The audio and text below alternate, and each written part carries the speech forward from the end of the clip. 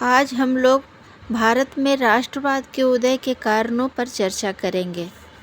भारत में ब्रिटिश राज की स्थापना भारतीय आर्थिक संसाधनों के दोहन के उद्देश्य से की गई थी। भारतीय अर्थव्यवस्था को ब्रिटिश अर्थव्यवस्था का पिछलग्गू बनाने में ब्रिटिश राज ने अपनी सारी ताकत लगा दी। भारत में अपने शासन को किसी भी कीमत पर बनाए रखने के लिए उन्होंने तरह तरह के हथकंडे अपनाए। इन्हीं हथकंडों के कारण भारत में बहुत हद तक राजनीतिक एवं भौगोलिक एकीकरण भी हुआ। भारत का प्रबुद्ध वर्ग ब्रिटिश साम्राज्य का कटु आलोचक बन गया। उन्होंने अपनी रूढ़िवादी सोच का त्याग किया और ब्रिटिश सरकार को कोई भी रियायत ना देने का मन बना लिया। लोगों में एकजुटता की भावना जागी और राष्ट्रवाद के उदय में यह काफ़ी सहायक हुई। भारत में राष्ट्रवाद के उदय के पीछे कई कारण मौजूद थे। उसमें सबसे पहला कारण यदि कोई माना जाए तो वह था ब्रिटिश सरकार की साम्राज्यवादी नीति। उसकी साम्राज्यवादी नीति काफ़ी कट्टर थी। भारतीय शक्तियों के बीच आपसी फूट का लाभ उठाकर अंग्रेजों ने यहाँ अपने साम्राज्य की स्थापना की।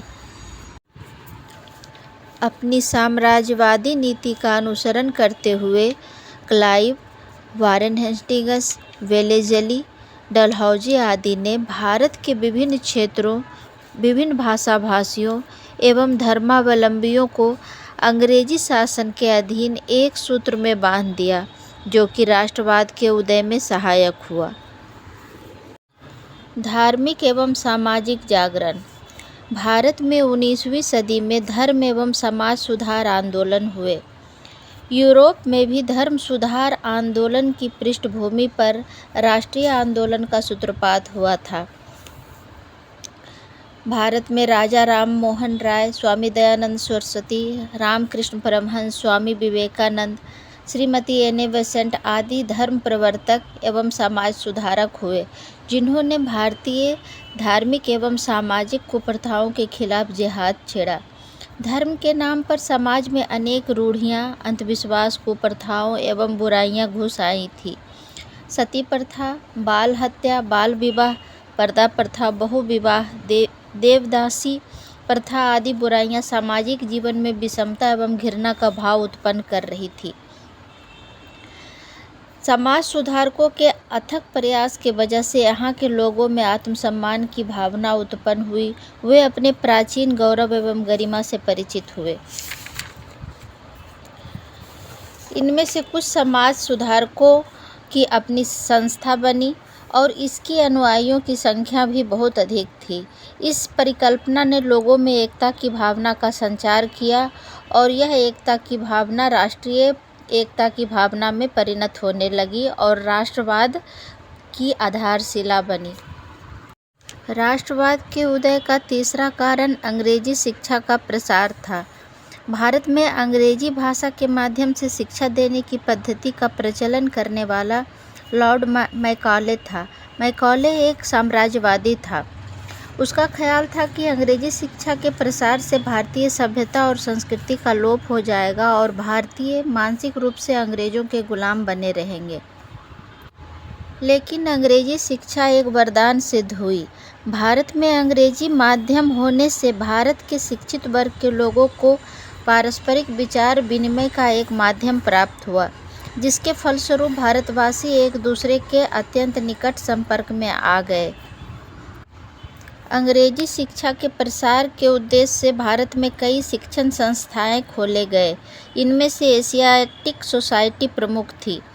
एशियाटिक सोसाइटी ने भारत में भारतीय साहित्य का अनुवाद कराया और भारतीयों को अंग्रेजी के माध्यम से अपनी सभ्यता संस्कृति का नया ज्ञान हुआ।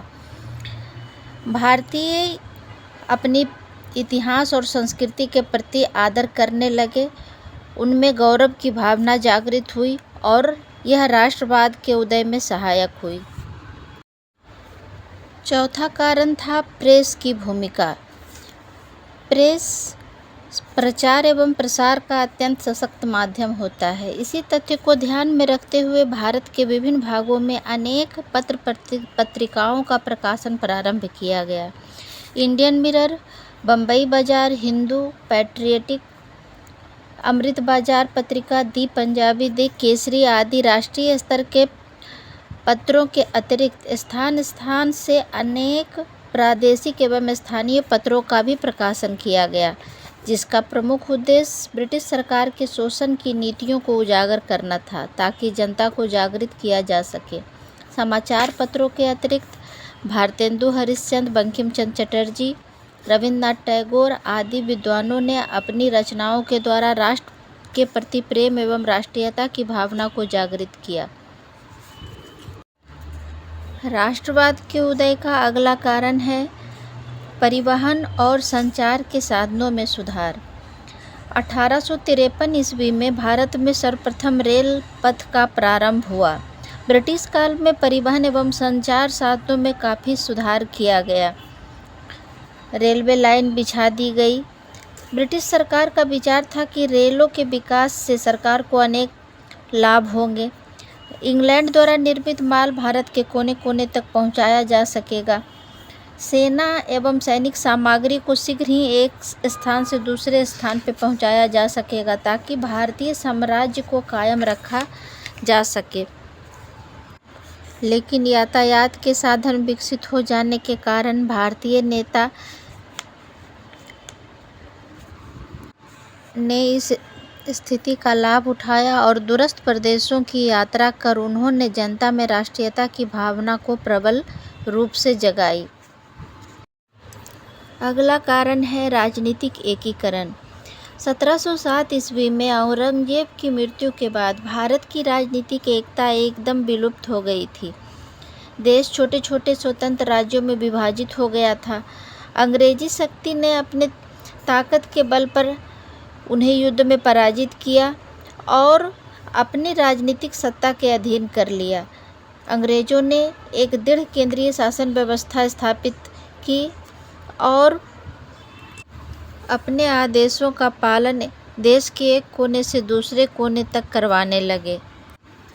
इससे भारत को राजनीतिक एकता प्राप्त हुई, जो कि राष्ट्रीयता के उदय में सहायक थी।